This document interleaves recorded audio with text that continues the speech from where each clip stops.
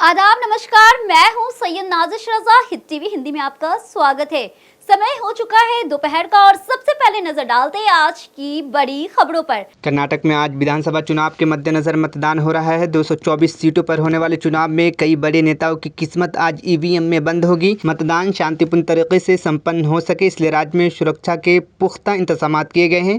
इस बार के चुनाव में भारतीय जनता पार्टी और कांग्रेस के बीच सीधा मुकाबला माना जा रहा है। हाँ, लेकिन जेडीएस भी इस चुनाव में बीजेपी और कांग्रेस को बड़ी टक्कर देती दिख रही है। वहीं कर्नाटक के सीएम विश्वराज बोम्मई ने कहा है कि मैंने मतदान पर लोकतंत्र के प्रति अपना कर्तव्य निभाया है। इस बार मैं रिकॉर्ड अंतर से जीतूंगा और भाजपा पूर्ण बहुमत के साथ सरकार बनाएगी। यह विकास और नकारात्मक अभियान के बीच की लड़ाई है। बेंगलुरु में मतदान करने के बाद अभिनेता प्रकाश राज ने कहा कि हमने भी सांप्रदायिक राजनीति के खिलाफ वोट करना है। चुनाव वो जगह है जहां आपके पास फैसला करने का अधिकार होता है। हमें कर्नाटक को सुंदर बनाना है।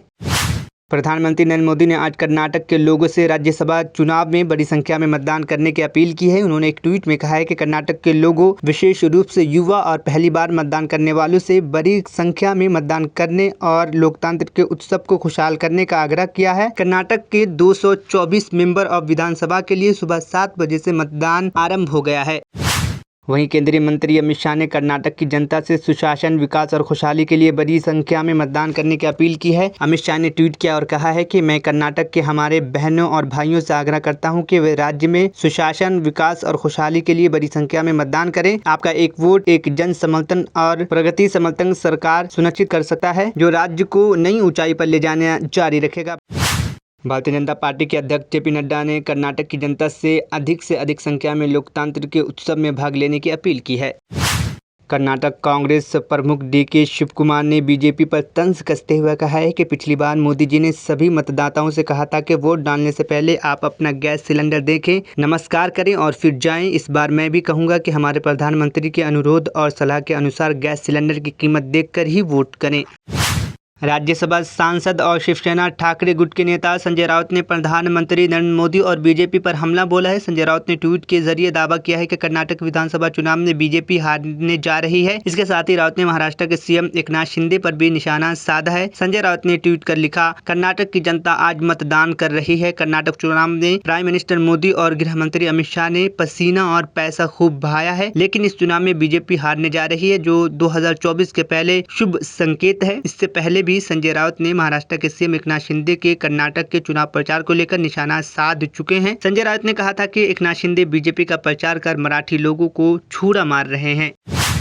पंजाब की एक लोकसभा सीट के लिए मतदान के साथ आज उत्तर प्रदेश, उड़ीसा और मेघालय की 4 विधानसभा सीटों के लिए मतदान हो रहा है। उत्तर प्रदेश की 100 और 96, उड़ीसा की झारसुगुड़ा और मेघालय की सहयोगी विधानसभा सीटों पर मतदान जारी है। पंजाब की जालंधर लोकसभा सीट पर भी सुबह 8 बजे से मतदान शुरू हो गया है। सवाल सपा सीट के वरिष्ठ नेता आजम खान के बेटे अब्दुल्ला आजम खान को एक मामले में सजा सुनाई जाने के बाद उनकी विधानसभा सदस्यता रद्द होने के चलते खाली हो गई थी। 96 सीट पर भाजपा के सहयोगी पार्टी अपना दल के विधायक राहुल कौल की निधन की वजह से खाली हो गई थी। फिल्म मेकर विवेक अग्निहोत्री ने पश्चिम बंगाल के मुख्यमंत्री ममता बनर्जी को नोटिस भेजने के बाद अब महिला और समाज कल्याण मंत्री शाशी पांजा का बयान सामने आया है। उन्होंने मंगलवार को कहा है कि तृणमूल कांग्रेस इस नोटिस का जवाब कानूनी तरीके से देगी। दरअसल फिल्म मेकर विवेक अग्निहोत्री ने सीएम ममता बनर्जी को ये notice film the Kashmir file को लेकर दिए गए बयान के बाद भेजा है। विवेक अग्निहोत्री ने कहा है कि मैंने ममता बनर्जी को उनके झूठे और अपमानजनक बयानों के बाद कानूनी नोटिस भेजा है, जो कि फिल्म द कश्मीर फाइल और अपकमिंग 2024 की फिल्म दिल्ली फाइल्स को बदनाम करने की दुर्भावनापूर्ण के इरादे से किए गए हैं। इंडिया टुडे को दिए गए बयान में मंत्री शाशी पांजा ने कहा, विवेक अग्निहोत्री को कोर्ट जाने का पूरा अधिकार है। वो इस देश के नागरिक है। ममता बनर्जी एक मुख्यमंत्री है और वो ये नहीं चाहती कि एक मूवी के जरिए समुदाय के बीच कोई विभाजन हो। इसके साथ ही शशि पांजा ने कहा कि जो राजनीतिक उद्देश्यों से बंगाल में अशांति पैदा करना चाहते हैं, वो किसी भी फिल्म से लोगों को भटका नहीं सकते।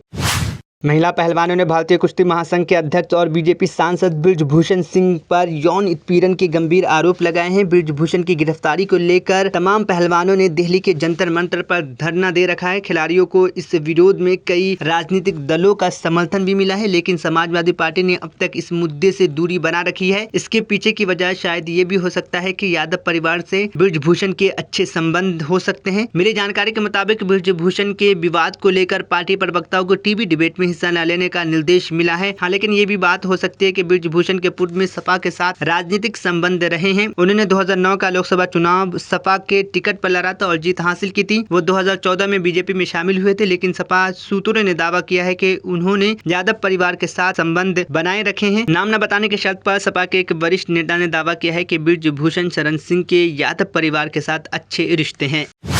राष्ट्रीय राजधानी समेत देश के ज्यादातर हिस्सों में हुई बेमौसम बारिश की वजह से मौसम सुहाना था। बारिश के चलते ज्यादातर इलाकों का पिछले कुछ दिनों से अधिक तापमान 40 डिग्री सेल्सियस से कम ही दर्ज किया जा रहा था, लेकिन शुरुआती दिनों में मिली राहत के बाद एक बार फिर से भीषण गर्मी पड़ने वाली है। मौसम विभाग से मिली जानकारी के मुताबिक आने वाले कुछ दिनों में देश के कई इलाकों में अधिक तापमान में 2 से 3 डिग्री सेल्सियस की बढ़ोतरी हो सकती है। इसके अलावा कुछ हिस्सों में तापमान 42 डिग्री सेल्सियस तक रिकॉर्ड किया जा सकता है। मौसम विभाग के अनुसार देश के ज्यादातर राज्यों में इस पूरे हफ्ते मौसम साफ रहेगा। साथ ही 13 मई को बारिश होने के आसार हैं, लेकिन इस तापमान में कोई गिरावट दर्ज नहीं होगी।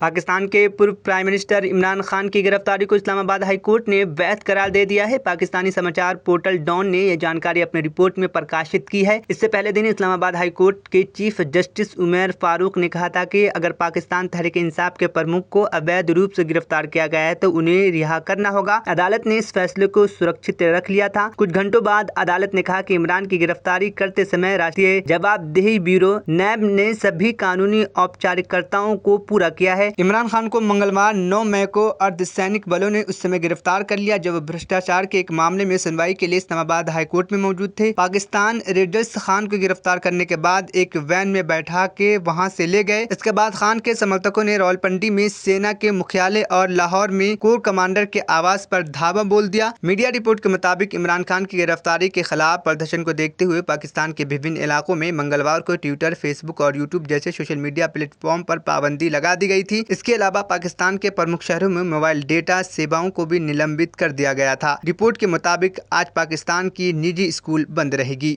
आज की खबरों में इतना ही। मुझे दीजिए इजाजत, फिर मिलेंगे बड़ी खबरों के साथ।